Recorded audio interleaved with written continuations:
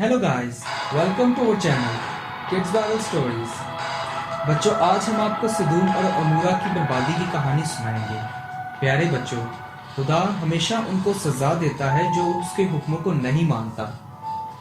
चूंकि सदूम और अमूरा का शोर बहुत बढ़ गया था और उनका जुर्म निहायत संगीन हो गया था, तब खुदा ने उनको सजा दी।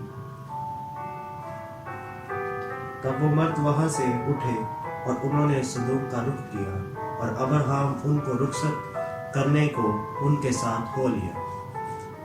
फिर खुदावन ने फरमाया, चूंकि सदूम और अमूरा का शोर बहुत बढ़ गया है और उनका जुर्म निहायत संगीन हो गया है, सो वो मर्द वहां से मुड़े और सदूम की तरफ चले और अब्राहम खुदा के हुजूर खड़ा ही रहा।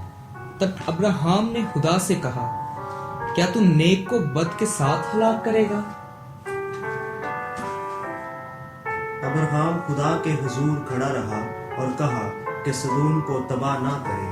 खुदा रजामंद हुआ और कहा कि मैं 10 की खातिर भी इसे नेस्त नहीं करूंगा, लेकिन वहां 10 अफराद को भी ना पाया जो खुदा को प्यार करते। लूत शहर के फाटक पर बैठा था जब फरिश्ते सदूम के पास आए और उनके इस्तकबाल के लिए उठा और रात गुजारने के लिए अपने घर ले गया। तब फरिश्ते ने लूत से कहा कि खुदा उस शहर को नेस्त करेगा। अगली सुबह उन्होंने कहा, तुम जल्दी से अपनी बीवी बेटियों को लेकर इस शहर से निकल जाओ।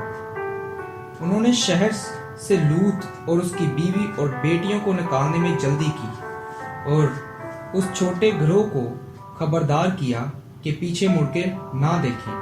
तब खुदा ने सदूम और गिरदोरवा के इलाका में आग और गंधक आसमान से बरसाई और उस शहर को तबाह किया।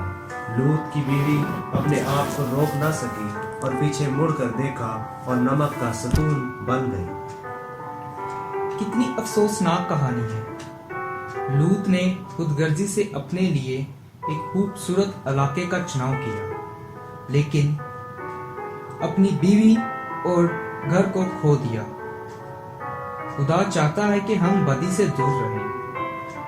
खुदा उनकी अदालत करेगा जो रास्ते पर नहीं चलते। हमारी वीडियो देखने के लिए शुक्रिया और हमारी वीडियो को लाइक और सब्सक्राइब जरूर करें।